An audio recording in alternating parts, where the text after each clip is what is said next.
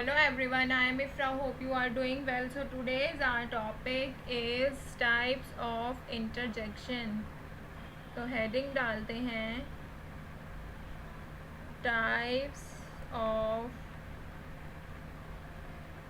Interjection. Okay, तो हम 8 types के इंटरजेक्शन को कंप्लीट कर चुके हैं. इस वीडियो में हम सारे ही कंप्लीट कर लेंगे. जो हमारे 2 लेफ़्ट हैं तो देखते हैं कौन कौन से रह गए हैं. तो स्टार्ट करते हैं 9th.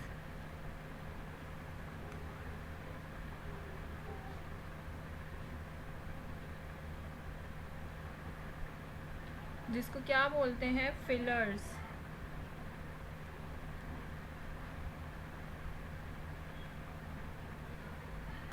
तो फिलर्स से आपको समझ आ रहा होगा कि किसी फिल करने की बात हो रही है, फिलर से ही कि फिल किया जाएगा. तो इसको लिखते हैं, आप भी लिखिए मेरे साथ ताकि आपको आगे फ्यूचर में अगर नोट्स की ज़रूरत पड़े, पढ़ते ही आपको समझ में आ जाए. तो लिखते हैं these interjection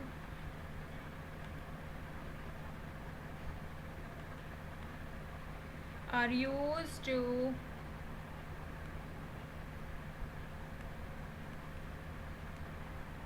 fill gaps किसमें, in the conversation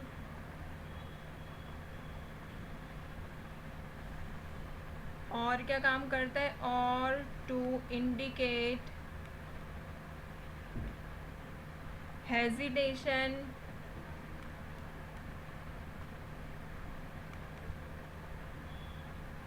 अनसर्टेनिटी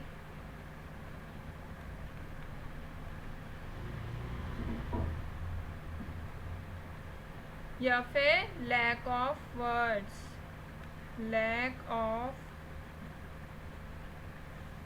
तो देखते हैं फिलर क्या होता है. Filler, these interjections are use किस लिए किया जाता है, फिल करने के लिए गैप्स को इन द कन्वर्सेशन में. और ये क्या इंडिकेट करता है, क्या एक्सप्रेस करता है, हेजिटेशन क्या होता है, ये जब हम किसी के सामने कंफर्टेबल नहीं हो पाते तो हम बोलते हैं ना कि हेजिटेट हो रहे हैं, ये ठीक से बात नहीं कर पाता. बहुत लोग शाय होते हैं तो वो हेजिटेट होते हैं. कभी वो न्यू पीपल से मिलते हैं तो वो होता है हेजिटेशन. अनसर्टेनिटी की हमें मतलब कुछ भी हो सकता है, हमें अनसर्टेनिटी है उस फ्यूचर, जैसे हमारा फ्यूचर क्या है, अनसर्टेन है, हमारे नेक्स्ट मिनट में कुछ भी हो सकता है. ठीक है. और क्या होता है, लैक ऑफ वर्ड्स को ये एक्सप्रेस करता है. तो लैक ऑफ वर्ड्स कैसे, लैक ऑफ वर्ड्स क्या होता है, लैक मतलब होता है कि कमी, वर्ड्स की कमी को ये पूरा करता है. जैसे कि अगर हम इसके एग्जाम्पल देखते हैं तो आपको समझ आएगा. जो ई आर होता है, ई आर लिखा है मैंने, तो ई आर मतलब क्या होता है,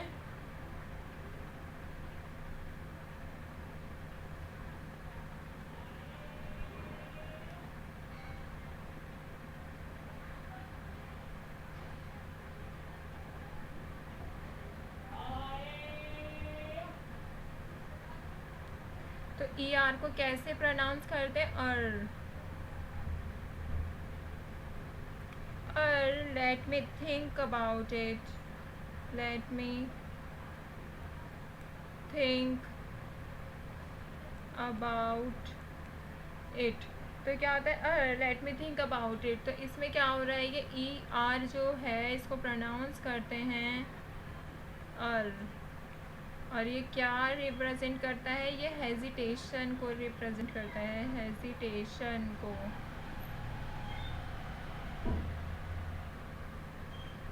ठीक है. तो ये क्या बोल रहा है, हेजिटेट होके बोल रहा है, let me think about it. अगर हम इसका सेकंड सेंटेंस देखते हैं तो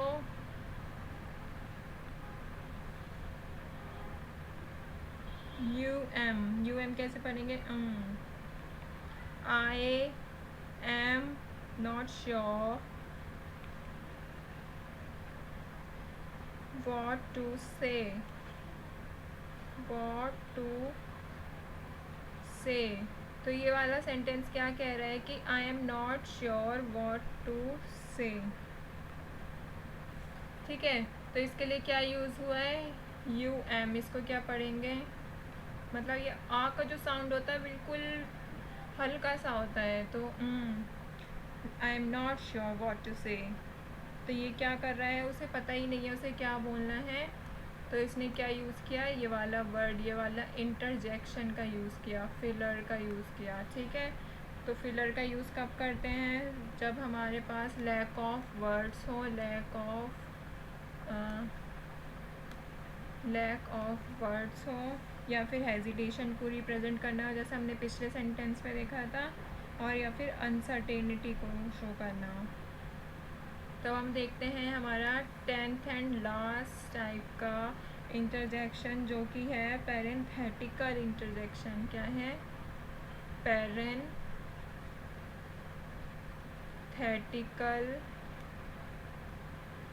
interjections.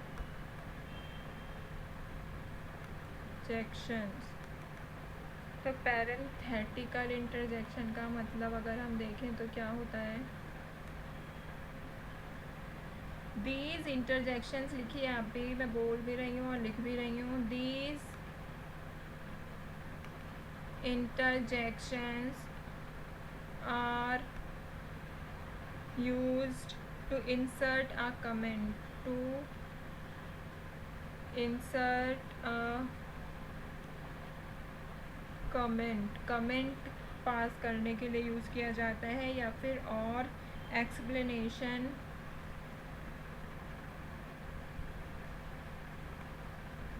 In the middle of sentence.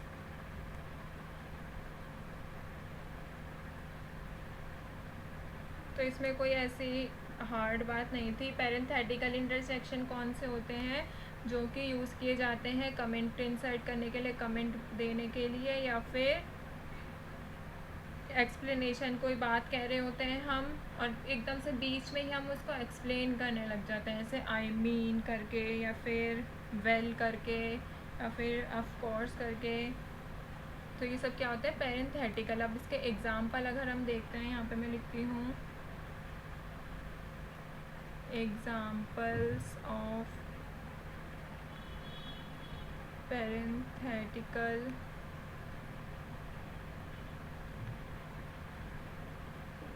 interjections are, first देखते हैं हम, she is, I mean, was really upset,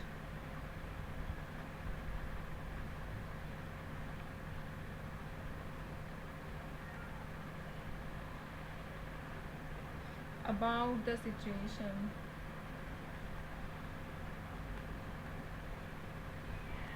पहले हम दोनों अपने एग्जाम्पल, दो एग्जाम्पल लिखवाते हैं इसके। दूसरा है I, well, I am not sure,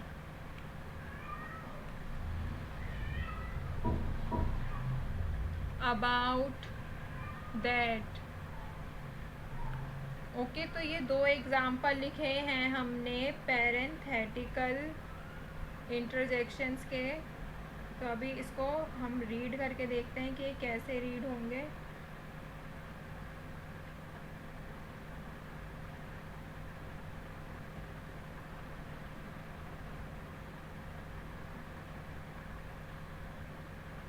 तो फर्स्ट है हमारा शी इज़, आई मीन। तो हम इसको, मैं आपको रीड करके दिखाती हूँ कौन से तरीके से रीड होंगे। She is, I mean, was really upset about the situation. तो ये कैसे होगा, मेरा मतलब है वह सच में इस जो सिचुएशन है उसके बारे में बहुत परेशान थी। ठीक है, she is, I mean, was really upset about the situation. Okay, तो इसमें क्या हो रहा है, इंटरजेक्शन का यूज़ किया जा रहा है, बीच में उसने एक्सप्लेन किया। ठीक है, अगर हम सेकंड एग्जांपल देखें, आई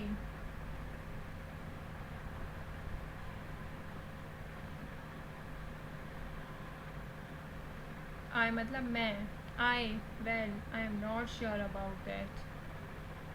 तो ये क्या बोल रहा है, मैं, ठीक है, मैं सच मतलब आई am not sure about that, मैं इस बारे में श्योर नहीं हूँ। आई am not sure about that. Okay, तो इसमें जो ये दो चीज़ें मिडल ऑफ सेंटेंस बोली गई हैं, ये क्या होता है हमारा,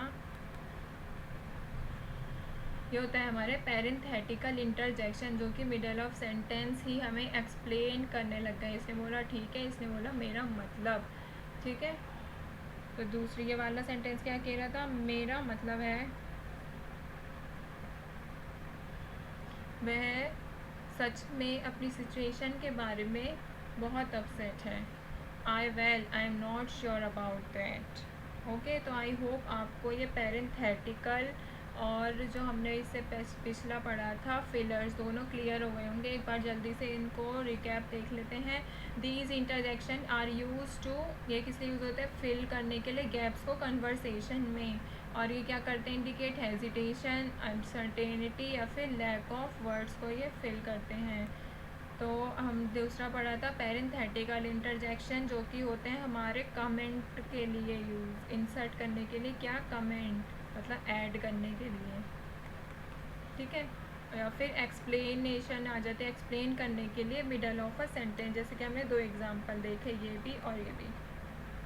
तो इसी तरह हमने अपने 10 टाइप्स ऑफ इंटरजेक्शन